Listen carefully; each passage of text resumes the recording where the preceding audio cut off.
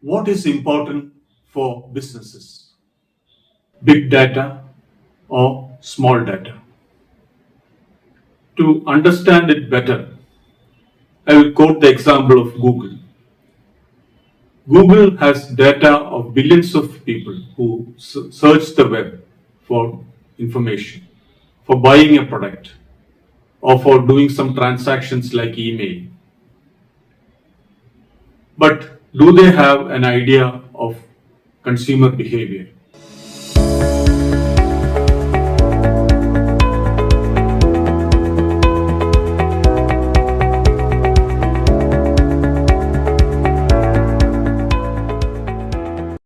What makes a particular brand sell more? Why is the demand for a particular product more? So here, small data helps companies understand the consumer behavior, what motivates them to buy a product, what colors they prefer, what smells they prefer, and what is the culture in which this market is going to function. All these add to the small data which helps companies to come out with products that succeed in the marketplace. One of the important influencers in the area of small data is Martin Lindstrom. His book, Small Data, has already sold millions of copies. And he is a brand consultant to leading companies across the world. And he has also written other popular books called Biology, and also a lot of books which are related to marketing.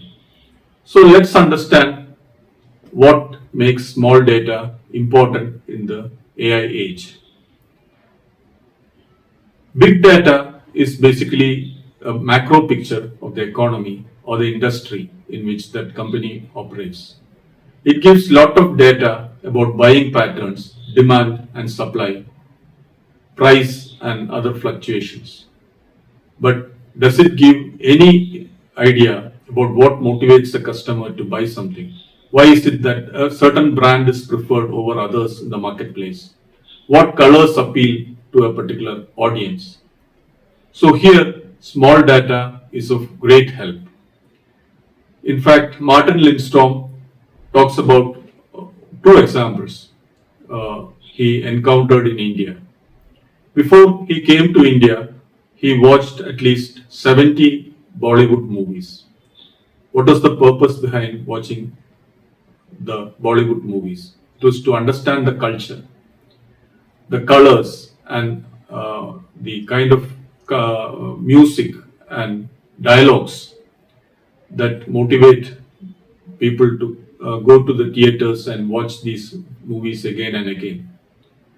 It also helped him to connect with the people he came across, as the dialogues helped, became an icebreaker in many of the conversations.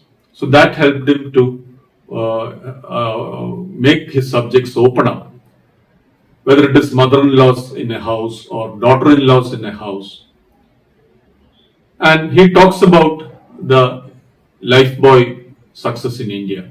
The Lifebuoy soap, the antibacterial soap, is one of the largest selling soaps in the world uh, in the antibacterial category. And look at the color and size. It is deep red, and which is a very unusual color for a soap. And more importantly, its size. You can't hold it comfortably in your hand. But how did that product win in the Indian marketplace? It's an understanding of Indian culture and colors that helped the company to become a success in that particular product category.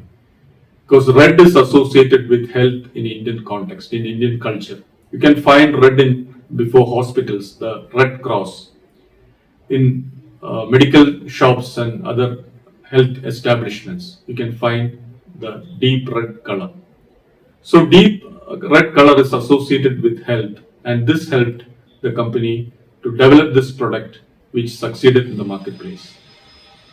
Now, There is another example quoted by Martin Lindstrom in this particular book, uh, Small Data. It is a multinational company which is marketing cereals in India. So they had to find the appropriate color for their cover design. And Martin Lindstrom and his team spent a lot of time exploring the Indian kitchens and bedrooms to find out what are the colors which appeal to the older generation of people, what are the colors which appeal to the younger generation of mothers and parents. So ultimately, he came out with a color design which, from a distance, appealed to the mother in laws or those in the 50 to 70 age category, but from a nearby place, it looks appealing to the younger generation of mothers with light colors. And he found that in the grandma's in the kitchen, there was always a spice box with a lot of variety of colors. And this was also reflected in the dress worn by the mother-in-laws. At the same time, the younger generation of mothers and fathers, they were more westernized and they preferred lighter colors like green. So the company decided to come out with a formula which was a mix of both dark and bright as well. So what this means is that big data is basically about correlations. A particular product demand goes up, and that is because the price has come down, or it is because there was rain, or because it was so hot. So all these correlations can be found out. But what makes a person to buy a product? What influences the buying behavior or the decision not to buy a product? Is it the color, the design of the product? All these small things. Is it related to the culture of the market in which this product is being sold? So all these are basically experiential observations done by people in the marketplace, talking to people, observing people, and this constitutes the small data.